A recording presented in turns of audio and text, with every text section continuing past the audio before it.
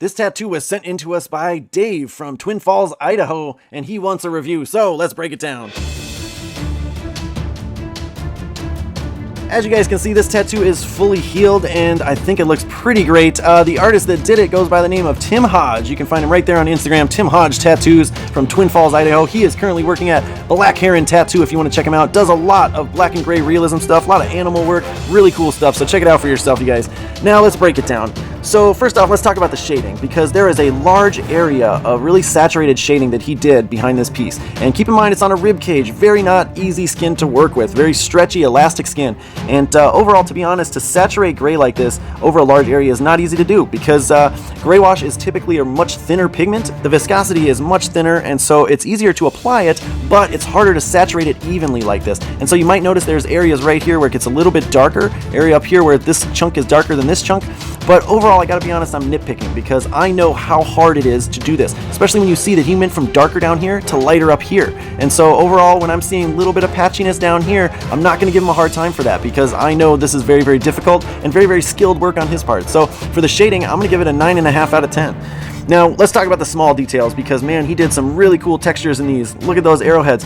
You can see the wrap on each one. You can clearly see the little strands. You can see the light source, the shadows. I think he textured it great. And again, with the wolf's face, just really well done. I don't really like the flow of the hair right here. It looks a little goofy to me, but overall, I mean, a wolf in this position is a little bit goofy to me. But also the pads of the feet there, he just kind of blacked them out. I almost wish we could see the individual pads on each one of them toes there on the wolf. But overall, I do think that he is a master at this small detail. Not doing too much, not doing too little. It looks clean from a distance, really well done. So for the small detail, I'm going to give him a 9.8 out of 10. And lastly, let's talk about the healing, because this is a fully healed piece. I didn't catch how old it was from Dave, but I can just tell there is no patchiness, no places where it's scabbed too much, no blurred out areas where he maybe overworked the black or something like this. Overall, this is just really well healed, especially when you take into consideration it's on a rib cage. So for the healing, I got to give him a 10 out of 10, and I think it's well deserved. And that means overall, I'm going to rate this one a 9.7 out of 10.